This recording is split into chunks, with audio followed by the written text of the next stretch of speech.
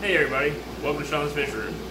On today's video, we are going to go over some maintenance things that must be done to take care and keep a happy fish room. As a lot of people know, there's a few main components to having a fish room. One, of course, is water and tanks. The other is some way to keep the tanks clean and happy and healthy. And part of doing that is having a good air system. Right now, I have around 48, or going to 52 tanks now. So I have roughly about 80 sponge filters that I have to maintain on a usually about a monthly basis. I'll take and do sponge filter cleanings and stuff like that, depending, some sooner than later, depending on how dirty they get. Right now it's time to do my 20 longs on my breeder tanks. So while you guys follow along while I do that, and I'll kind of show you what I go through just on kind of a weekly basis, because basically I'll go through the different racks I have set up. One rack is 75s, and I'll do it one time, 1 week. Next week I'll do the 40-gallon rack. The week after that I'll do the 20 long with the 55-gallon tanks on them, and just kind of alternate week to week. That way I'm not having to do it all at one time, because if you do that, man, it makes for a really long day. I'll spend probably 8 to 9 hours just cleaning sponges, and that gets old pretty quick. So follow along today as we clean sponges. Here is the pump behind my fish room. It is a LPH 100. I've got it from Gemco. It's been a great pump. It replaced my Elita AL60, and I have it here. I can tie into it if I need to get more pressure when I add more tanks if I need to, or if something happened to this one, I need to service it for a minute, I can hook that little one up. And at least it'll keep some air going to all the tanks in an emergency situation. So I don't have to worry too much about it, especially if something was to happen. It's good to have something kind of on backup. So what we're going to do first, we're going to go ahead and start draining the tank. While it's draining, I'll go ahead and siphon up all the poop and get the tanks nice and clean. Get all the stuff out of the bottom. These fry tanks get cleaned about twice a week, depending on more if they need. They get real dirty. Some of these fish are really clean about eating, very little debris. Some are worse, a lot of mess. So we'll go ahead and let that drain. And while that's draining, we'll go ahead and pull this air filter, or sponge filter out. So what we'll do is we'll go up here and we'll pull this sponge filter off. And while that's unhooked, we'll go ahead and open that valve up, and I'll go ahead and take and clean the valve out with this little nail that that I've sharpened.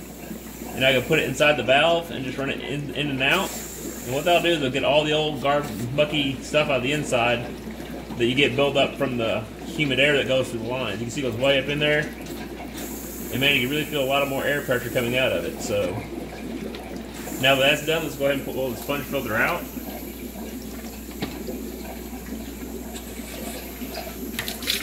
Alright, now that we got the sponge filter pulled out, we're going to take the sponge filter apart.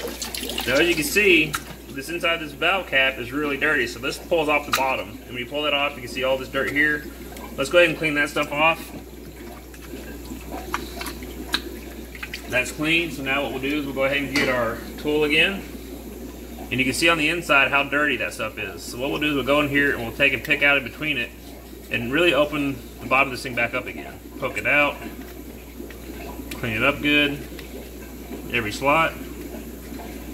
And then once it's cleaned out, we'll poke that center hole, rinse it off good, and then blow through the line. Now we got that cleaned out. You can see through there. Let's go ahead and stop the water from draining from the tank. And we'll go ahead and start cleaning the sponge filter. Alright, now it's kind of the same thing. We'll go ahead and take and pull the inside of the sponge filter out, just this tube here. And we'll take the top off, take the hose off, and we'll blow through it to clean this part of the valve out. So now that that's clean, we can put it back together. Set it up here, get it out of the way. And now we've got the sponge filter. And you can see the bottom, you can see the dirt on the bottom.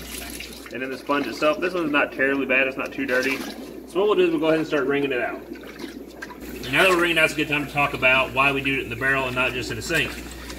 Sinks will introduce chlorine and chloramines to your tank, can cause issues to fish. I've done it that way before, I've not had a problem, but this way is one way you do not have to worry about it. All my water is triple stage filtered going into my water tote. And if it's coming out of the tank, you know it's safe for the fish because the fish have been swimming in it. So this is just the easiest way to clean it. And you'll notice that the water's getting kind of dirty. That's just the poop and debris coming off the sponge. All the good beneficial bacteria is really strong. It'll get rid of the weak, dead bacteria. And so now you have a good healthy sponge. It'll help keep your fish nice and happy. So we'll wring that out really good. Go through it a few times. Rinsing it out. Wringing it out. And now you can see the sponge filter is much cleaner. Not a lot of debris on it, nice and clean. So what we'll do is we'll go ahead and put it back together. Put the top on. Put the cap back on the base. And then we'll line the holes up in the bottom. See the holes there? You'll line them up. You'll take and put it right back. Alright, so now what we'll do is we'll go through and we will fill the tank back up. Go ahead and get the water line. I've got a remote here that you've seen in my previous video for how I do water changes. It's one of the first ones I did. You can go back and watch it if you like. I push the simple on-off button, turns the pump on, fill the tank up, and then while that's draining, and this barrel down here, I can have the same thing. I have a remote here on the pump, turn it on, and start draining that out. And the reason I'll go ahead and drain this out between tanks is I'm not cross-contaminating from the top tank to the next tank. Every tank is done in its own tank of water. That way I'm not passing along sickness from tank to tank if there was an issue. I don't have an issue right now. It's just stating, just for kind of obvious reasons. It's best to try not to cross-contaminate tanks. That way if there is something going on, you're not passing it from tank to tank and fish to fish and then losing a lot of fish at a time. So now that we have that covered, let's kind of recap what we went over. Alright guys, well that's pretty much it. Now you know how we go about cleaning the sponge filters. Like I said, I have roughly 80 sponge filters in the room right now, so it'll take me quite a few hours to do them all. I can break it down to different days or different weeks. That way it's not someone doing it every day or every week, because it just gets pretty old that way. A few hours a night here and there, take care of the really bad ones, keep the room clean, keep the fish happy, and in the end, keep the customer happy, because you give them beautiful fish, they always want to come back. Thank you guys, as always, for watching this video. Like, comment, subscribe, share, anything you can do to help me get the word out of my channel. I plan on doing more videos like this in the future to help people who are getting into fish rooms. Click the notification button so you know I get new videos coming out. I'm going to try and do more weekly videos. I've been kind of busy here lately, so I haven't been able to do as much as I'd like to. So we're going to try and do better with that. Also, in the comments, if you have any ideas on future videos of what you'd like to see, I have ideas of what I would like to do, but I'd like to see what you guys would like to see, because that's mainly what this is about, is making videos for you guys to enjoy and to maybe learn things about fish rooms. I plan on doing more videos in the future on what I did to get set up, how I decided to set up the way that I am, and the people that really influenced me to want to do a better job in fish rooms. So let's look forward to that video, and we'll catch you on the next one. Thank you.